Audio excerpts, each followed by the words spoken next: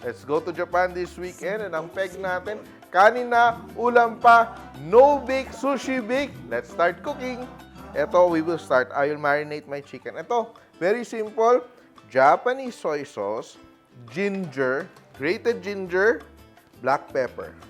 Gamit natin dito ay chicken leg quarter fillets. So, wala nang bone. So, it cooks very quickly. And we will make our batter, a very light batter for this. So, we have our combination of flour and cornstarch and a bit of baking powder and salt to taste. So, I'm using around 2 pinches of salt. And I will just add my cold water. And I will set that aside for frying later. Hello mga ka-Simpol! Don't forget to grab copies of my Simpol Cookbooks available on Lazada and Shopee in the Philippines and on Amazon internationally. Add to cart na.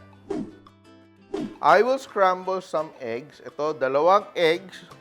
Beat lang natin. Lutuin natin siya, parang tamago style. And I will prepare my kanin sticks. Ito siya. Crabsticks from the Japanese or Korean store. Meron ito. And let's roll our scrambled eggs. Fold lang natin. And it's done. Tatabi lang natin yung ating eggs. We will chop that up. But before that, we will season our rice with salt, sugar, and vinegar. And we're ready to assemble. So easy. Yan. Ang ating oil, garlic, carrots. We will also saute our crab sticks, our diced crab sticks. I'm adding a bit of grated ginger, our rice. Then we will chop our eggs, add our scrambled eggs, put our rice. Ito yung rice dish natin na hindi kailangang mainit i-serve kasi masasarap siya later.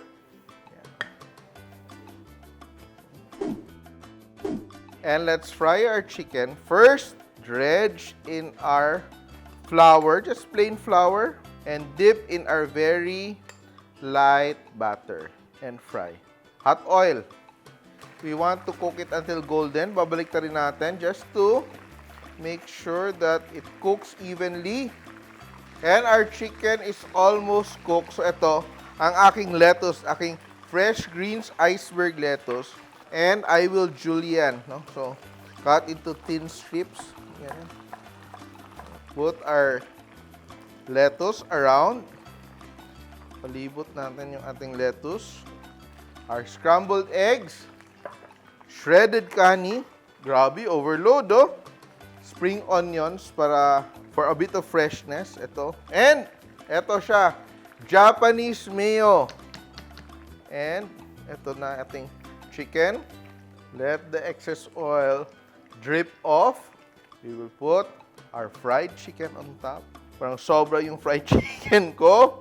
And ito, diced mangoes. Scatter natin around. Sarap nito.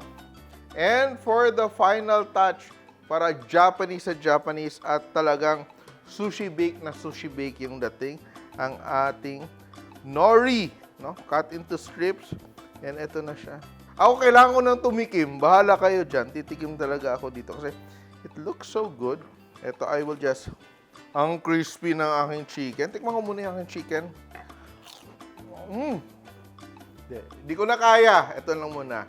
Eat separately for your own safety and... Grabe.